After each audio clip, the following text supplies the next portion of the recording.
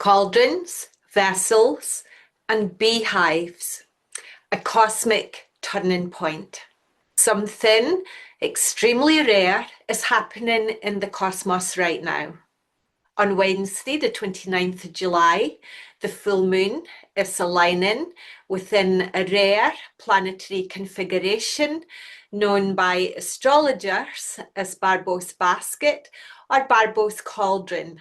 First discovered in 1955 by the French astrologer Andre Barbault, this alignment of outer planets, Jupiter, Pluto, Uranus, and Neptune, creates a precise geometric vessel with the architecture to potentially trigger a massive shift in our collective human consciousness.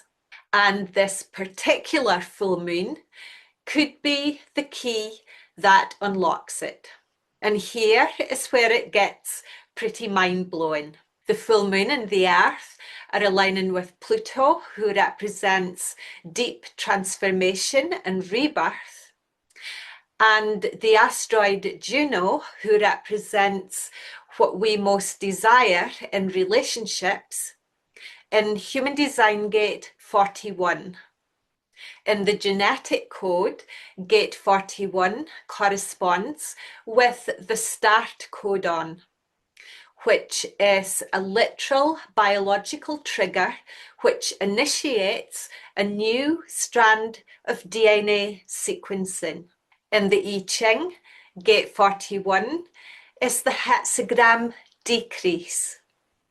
And synchronistically, the ancient Chinese character for this was a hand holding a vessel, symbolizing the act of sacrificing any low frequency energies which no longer serve as an offering to spirit.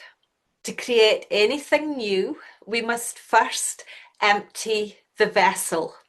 This alignment asks us what old stories, traumas, or stress patterns are we ready to release as an offering to spirit. When we can transmute and clear the old redundant energy from our own vessel, we create more space for what we now choose to attract into our lives. In Human Design, Gate 41 is the archetype of imagination. And when we can use our sacred gift of imagination along with faith, focus, will, and inspired action, we tap into the quantum field of all possibilities and place our creative attention on anticipating our future dreams and our next personal steps in evolution. Meanwhile, on the complementary side of the astrological wheel, in Human Design Gate 31.5, the Sun is conjoining with the great benefic Jupiter and the goddesses Aphrodite and Nua. Aphrodite is the goddess of love, who knows how to create harmony from the tension of opposites. And in Chinese mythology, Nua is the goddess who created humanity, repaired the pillars of the heavens, and restored cosmic balance. They're sitting in Gate 31, which is the archetype of democratic leadership. In its highest frequency, this is the humble figurehead who leads not out of egoic self-importance, but because they know they have been called to serve. In the I Ching, hexagram 31 is the elements lake over mountain. The mountain creates a space, forming a vessel, and the lake fills it. A democratic leader similarly invites people into a listening space where they feel fully heard, received, and supported. This is a more feminine way of relating and leadership, being open to and allowing space for new influences. In the natural world, this can be likened to the queen bee, who devotes her life to serving the growth and evolution of the beehive. In reciprocation, all members of the hive are devoted to supporting their queen fulfill her role. Each bee has a specific part to play in the vessel of the hive, and although each role may be very different, they each hold equal importance for the collective hive to function effectively. This alignment is potentially triggering a collective shift away from the old paradigm systems where we've been forced to follow patriarchal authority towards more balanced systems which offer heart-centered leadership in service to the collective. The core question of Gate 31 is simple. How can I best be of service?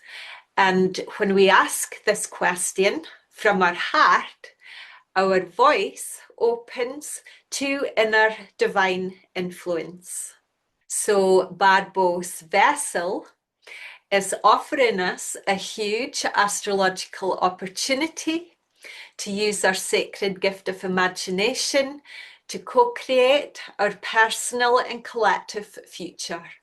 This may involve moving towards a more feminine, receptive style of leadership structure represented by the shape of a vessel, which is offered from a genuine heart-centered intention of service to the whole. So how do we actually anchor these astrological energies into practical application? Firstly, regulate your nervous system. If operating in Gate 41's shadow frequency, the tendency is to try to escape the body, which only creates ungrounded fantasy and mental anxiety. So use breathwork and grounding practices to cultivate a peaceful, regulated, and more embodied state of being. Secondly, maintain a high frequency emotional state, and specifically use practices to cultivate inner joy and gratitude. High frequency emotion is the energetic field which attracts your quantum imagination to ground into 3D matter. And thirdly, take inspired action. Anticipate your new reality. Wait for inspired guidance from the signs, the synchronicities, and the invitations. And then following your human design strategy, step forward into action with faith. So finally, here are some questions for self-reflection during this full moon. Number 1, what old energetic pattern am I ready to empty out of my vessel? Number 2, what am I truly ready to imagine and create next? And number 3, how can I use my gifts to be of service to the world? If this message resonated with you, please like, share, and save this video. And in the comments below, let me know if you have any activations in Human Design Gate 41 or Gate 31.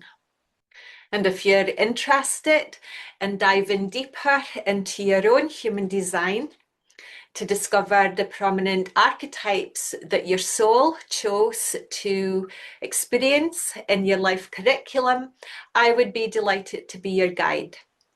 You can contact me by clicking the link below this video to my website, Dawn of Shekinah, or if you're watching this on social media, you can send me a private message and I'll send on the details.